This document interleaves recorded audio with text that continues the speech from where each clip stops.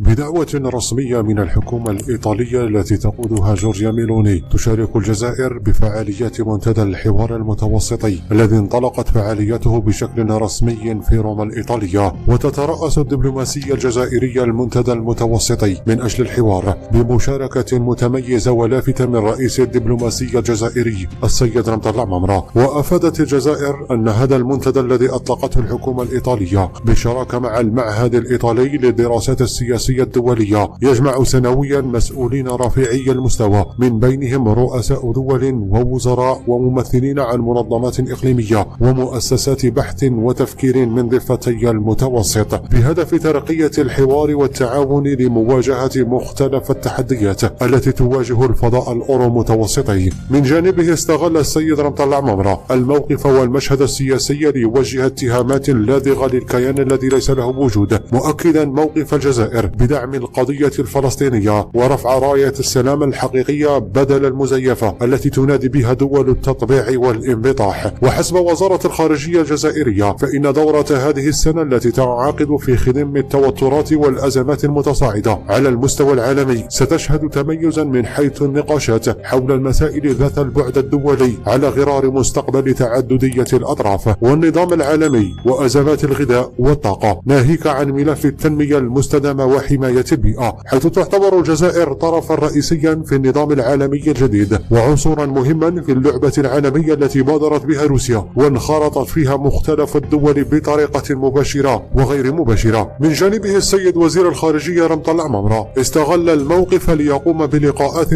ثنائية مع عدد من الوزراء والمبعوثين الأمميين على غرار ستيفان دي مستورا، حيث تمحورت لقاءات السيد الوزير عن واقع العلاقات الثنائية بين الجزائر ومختلف شركائها ورؤية الجزائر السياسية والاقتصادية لمختلف القضايا الدولية الراهنة. وأوضحت الوزارة الجزائرية في بيانها أن الوفد الجزائري سيغتنم فرصة مشاركته ليبرز مساهمة الجزائر في ترقية السلم والازدهار في المنطقة ويطرح رؤيتها بخصوص التطورات التي شهدتها الساحة الدولية ويقترح توصيات بهدف بناء عالم أفضل ومتميز.